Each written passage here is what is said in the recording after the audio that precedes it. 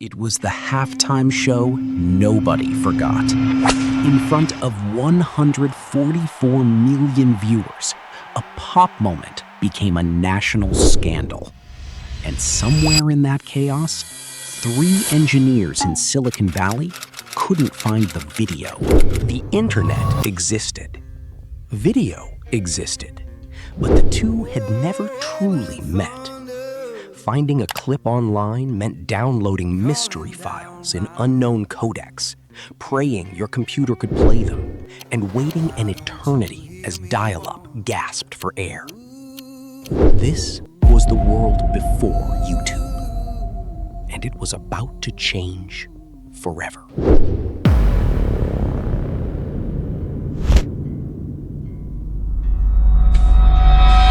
Chapter 1. 3 guys from PayPal.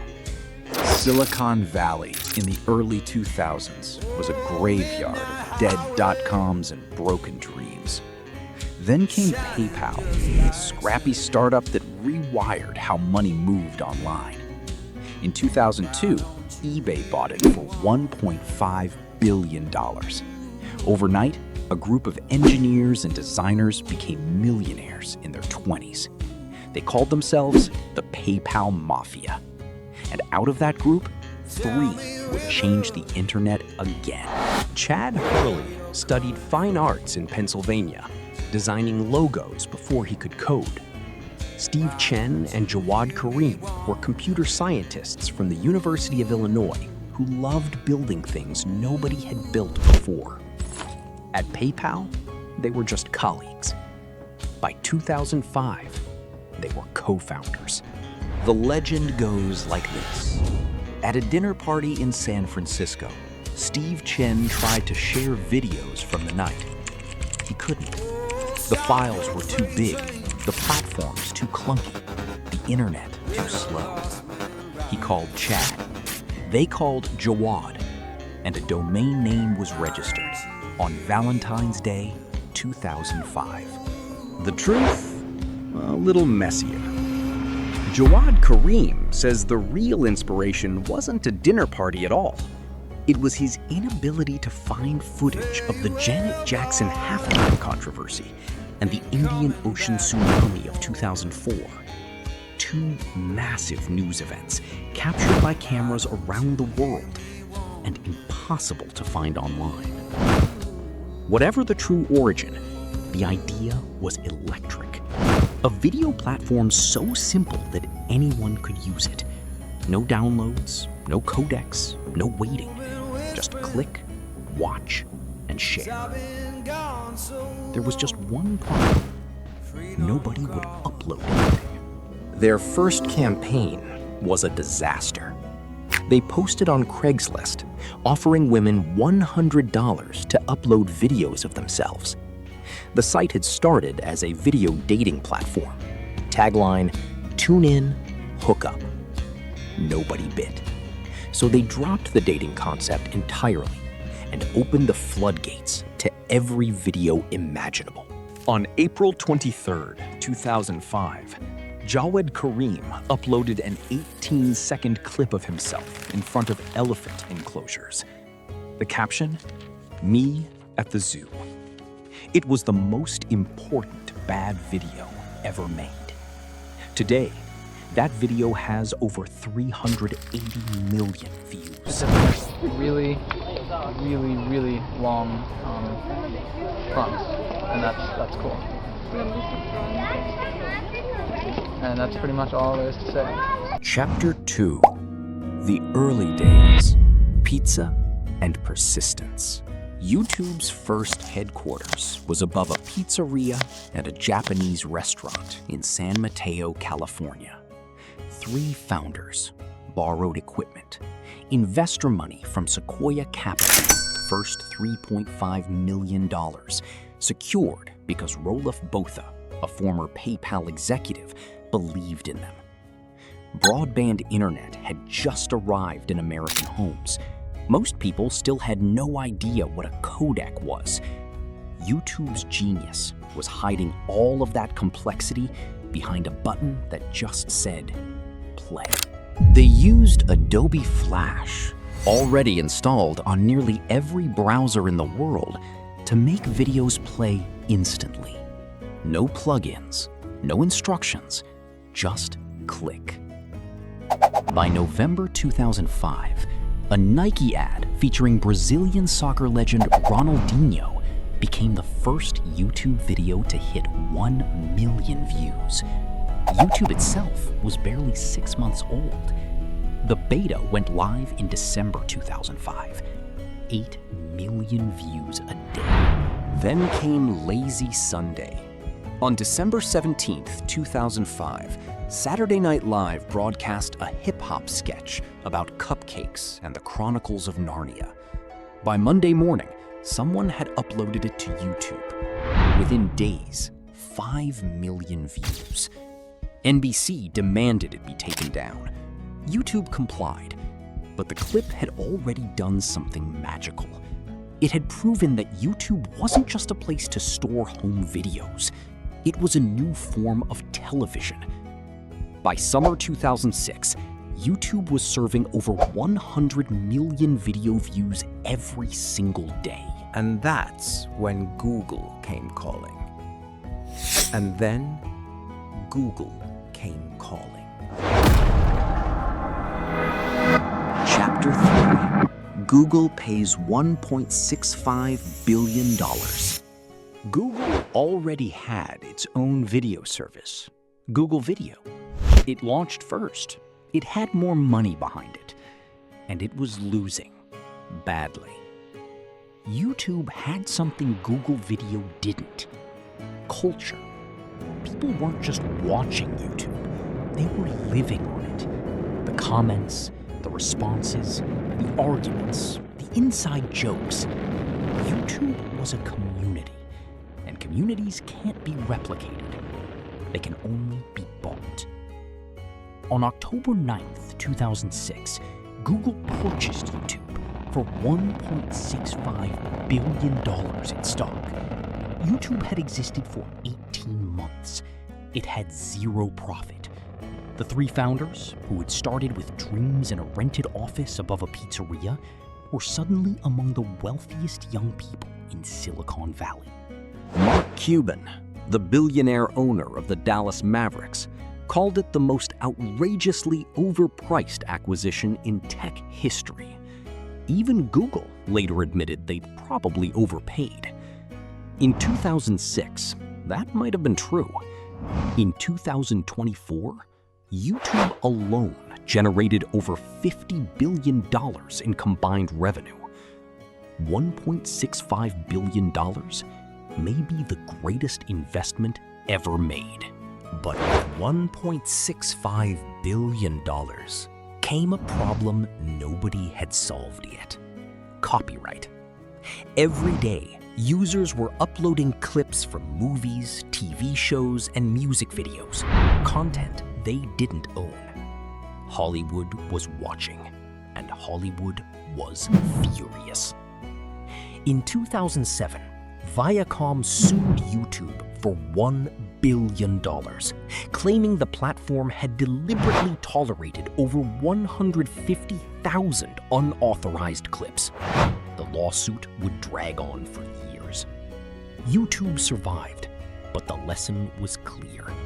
The internet's favorite video platform was also one of the most legally exposed companies in the world. Building the partner program, the creator economy is born. In 2007, YouTube launched something that would reshape the entire entertainment industry: the YouTube Partner Program. For the first time, ordinary people could earn money from the videos they uploaded. The model was simple but radical. YouTube would share advertising revenue with creators. 55% went to the creator, 45% to YouTube. A teenager with a camera and an internet connection could, for the first time in history, build a career without a studio deal, without a manager, without permission from anyone.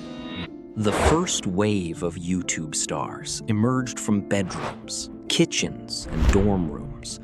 Fred Figglehorn, a fictional hyperspeed kid voiced by a teenager named Lucas Cruikshank, became the first YouTube channel to reach 1 million subscribers. Smosh, started by two friends in Sacramento, became the most subscribed channel on the platform. Michelle Phan was teaching makeup tutorials and would later build a beauty empire worth hundreds of millions. These weren't celebrities. They were regular people who'd figured something out. Authenticity on camera was more powerful than production value. In 2007, something else happened that would prove pivotal. YouTube and CNN partnered to host the first ever presidential debate streamed on the internet. Citizens submitted video questions to Democratic candidates. For the first time, the internet and democracy collided on YouTube. The platform wasn't just entertainment anymore. It was infrastructure. The algorithm, the invisible hand.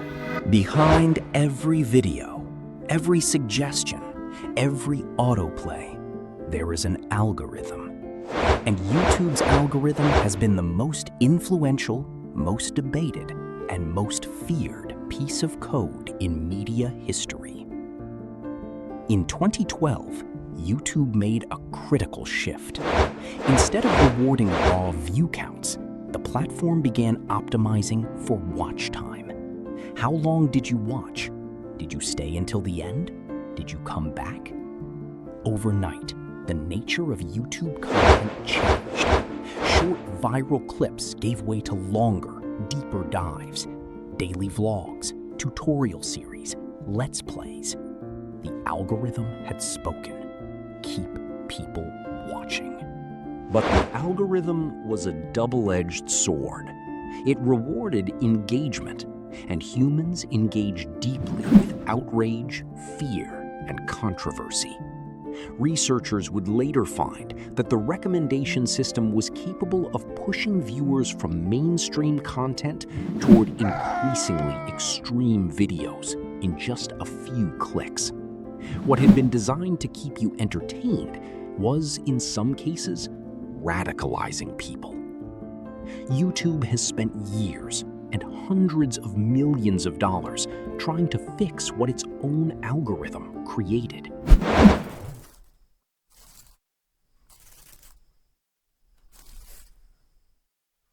Gangnam Style and global domination. When South Korean rapper Psy uploaded Gangnam Style in July 2012, YouTube's view counter had a hard ceiling. It topped out at 2.1 billion, a number its engineers had assumed would never be reached by a single video. They were wrong. By December 2012, Gangnam Style became the first video in history to surpass 1 billion views. YouTube had to rewrite its entire view counter system. The moment said something profound. YouTube was no longer an American platform. It was the world's stage. Justin Bieber was discovered on YouTube. His manager, Scooter Braun, had found a 12-year-old from Ontario singing R&B covers in a church lobby. The whole music industry had changed. You didn't need a label. You needed a camera and a dream. Khan Academy had built an entire free university out of YouTube videos. Medical researchers were using YouTube to share techniques across borders. NASA was live streaming rocket launches. Politicians were bypassing journalists and speaking directly to voters. The platform had become the new public square. The adpocalypse, when advertisers fled. In March 2017, the Times of London published an investigation that shook YouTube to its core. Major brand advertisements, from household names like Toyota, McDonald's, and the British government, were appearing alongside extremist videos, terrorist recruitment content, and hate speech. The brands had no idea. The brands were horrified, and they pulled their ads all at once. YouTube lost hundreds of millions in revenue almost overnight. Creators who built careers on the platform watched their income collapse. The adpocalypse, as creators named it, had arrived. Then came Logan Paul. On December 31st, 2017, the platform's biggest star, with tens of millions of subscribers, uploaded a vlog from Japan's Aokigahara Forest, known as the Suicide Forest. In the video, Paul filmed the body of a man who had died by suicide. The footage aired to millions. YouTube took days to respond. The backlash was seismic. A petition to delete Paul's channel gathered over 720,000 signatures. YouTube demonetized his channel and removed him from its top advertising tier. But critics asked a harder question. Where were the adults at YouTube? By 2018 and 2019, YouTube's executives were being summoned to Congress. The questions piled up: misinformation, radicalization, child safety, political bias, censorship. In 2019, the Federal Trade Commission fined YouTube $170 million for collecting children's data without parental consent, in violation of COPPA, the Children's Online Privacy Protection Act. It was the largest COPPA fine in FTC history, and it came with sweeping changes to how YouTube treated content made for kids. PewDiePie, Mr. Beast, and the new era of creators. Felix Kjellberg, PewDiePie, was the face of YouTube for a decade. The Swedish gamer started posting Let's Play videos in 2010 and became the platform's most subscribed individual creator, a title he held for years. At his peak, he was the most famous person on the internet who nobody's parents had ever heard of. In 2018, the battle for YouTube's #1 spot became global news. T-Series, an Indian music label, began gaining on PewDiePie's subscriber count. The race captivated the internet. Fans projected PewDiePie propaganda onto corporate buildings.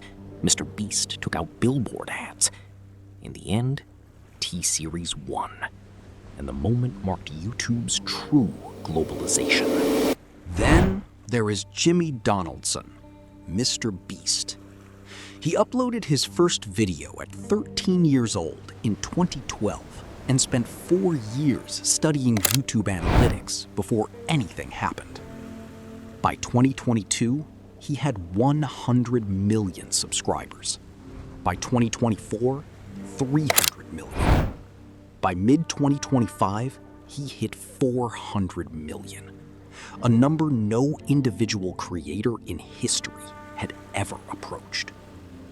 His videos are spectacles, recreating the Squid Game with real contestants and real prize money, giving away private islands, planting 20 million trees.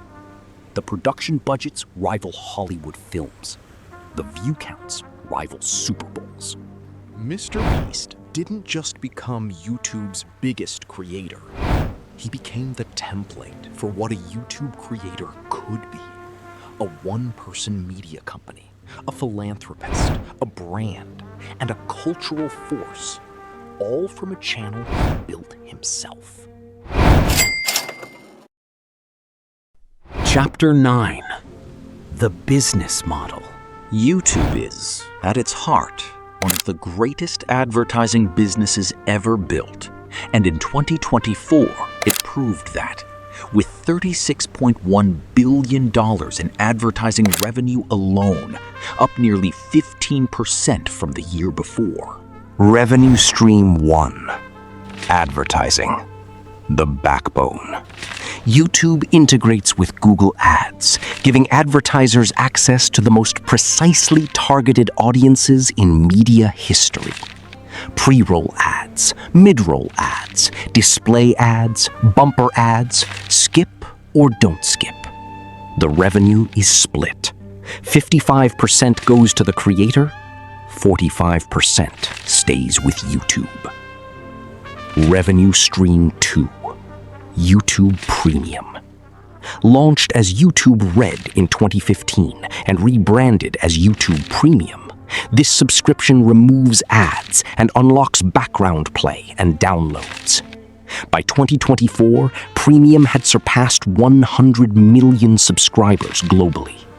Combined with YouTube Music, subscription revenue topped $14.5 billion in 2024 alone. Revenue Stream 3. YouTube TV. YouTube's live television streaming service launched in 2017 and now competes directly with cable providers. At $72.99 per month, it streams dozens of channels, local news, and live sports, and has attracted millions of cord cutters looking to ditch traditional cable. Revenue Stream 4. Channel memberships and Super Chat. Fans can pay directly to their favorite creators through monthly memberships, Super Chats during live streams, highlighted messages that fans pay to make stand out, and Super Thanks, one-time tips on regular videos. This fan funding layer adds billions more to the ecosystem annually. Revenue Stream 5. YouTube Shopping, the newest frontier. YouTube is building itself into a shopping destination. In 2025, over 500,000 creators joined YouTube Shopping, and some drove millions of dollars in commerce. The platform's goal? Let viewers buy products without ever leaving the app. The creator recommends. The viewer clicks. YouTube takes a cut. From Q4 2023 to Q3 2024, YouTube's combined ad and subscription revenue crossed $50 billion for the first time. In 2024 alone, YouTube paid out more than $32 billion to creators, artists, and media companies, more than the entire music industry generated in streaming. The YouTube Partner Program, once a gamble on the idea that regular people could make professional content, has become the single largest creator payment mechanism in history.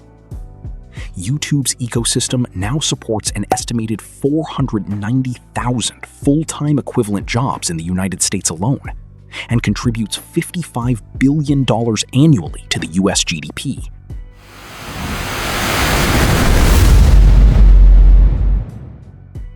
Chapter 10. YouTube Shorts and the TikTok War. In 2020, TikTok arrived in the West like a cultural hurricane. Short-form vertical video, addictive, algorithmic, endlessly scrollable.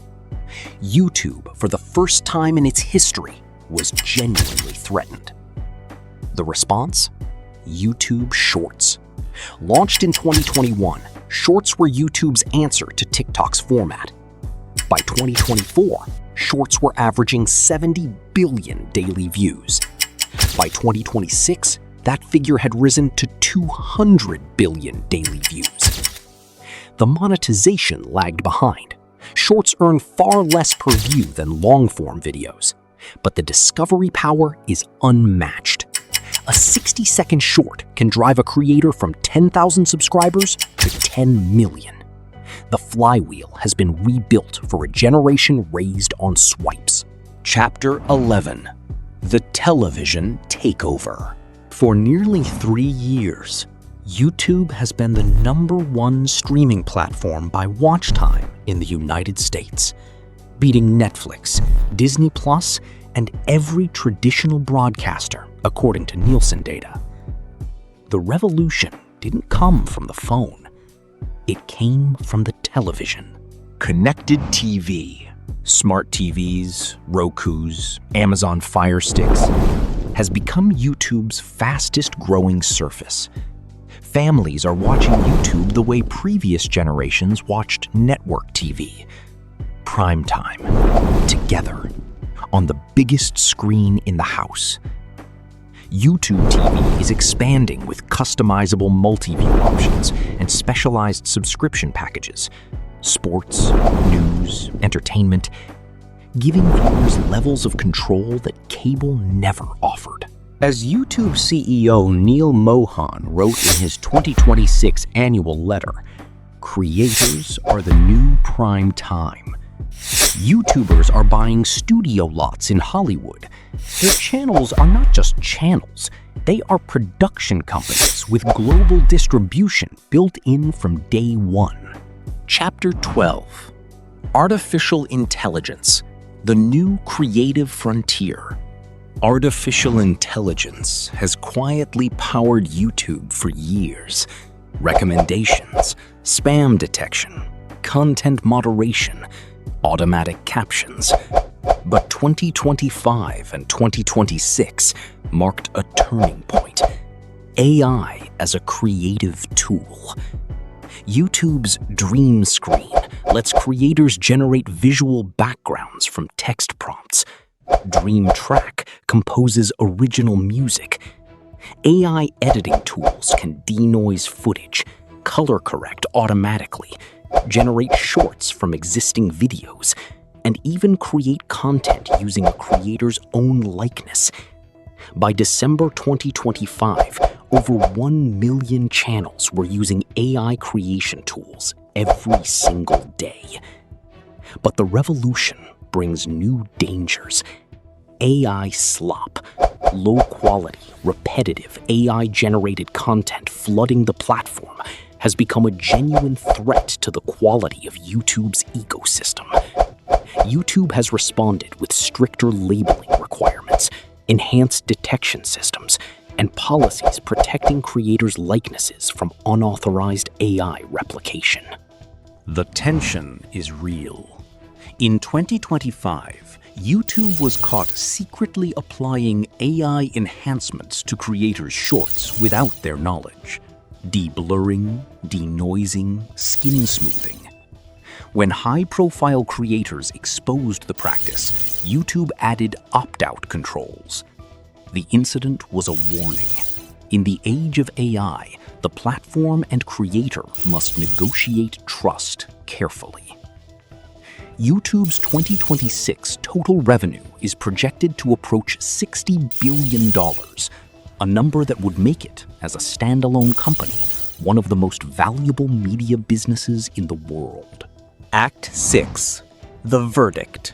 What has YouTube built? 21 years ago, 3 young engineers registered a domain on Valentine's Day and set up shop above a pizzeria. They had no business plan, no clear revenue model, and no certainty that anyone would ever upload a video.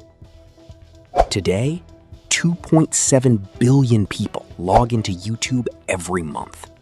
More than 500 hours of video are uploaded every single minute. 1 billion hours of content are watched every day. YouTube is where the world learns to cook, learns new languages, learns about history, discovers music, processes grief, finds community, and sometimes just watches a cat fall off a shelf. But YouTube is also complicated. It has been a vector for misinformation, radicalization, and exploitation. It has failed creators financially, over-rewarded outrage, and underprotected children. It has been late to every crisis and early to every trend. The platform exists in permanent tension between its highest purpose, democratizing information and creativity, and its commercial reality. The attention economy rewards what is compelling, not necessarily what is good. What YouTube has built is unprecedented. It gave the world a microphone and then let the world figure out what to say. The results have been, in equal measure, brilliant and frightening, profound and ridiculous, deeply human and dangerously irresponsible. The next chapter is being written now. AI will generate content. Shopping will blur into entertainment. Creators will own their own studios. The living room television will become the new prime time, powered not by Hollywood, but by a kid in a bedroom with a camera. YouTube did not invent the internet, but it taught the internet how to speak. Play. Subscribe for more.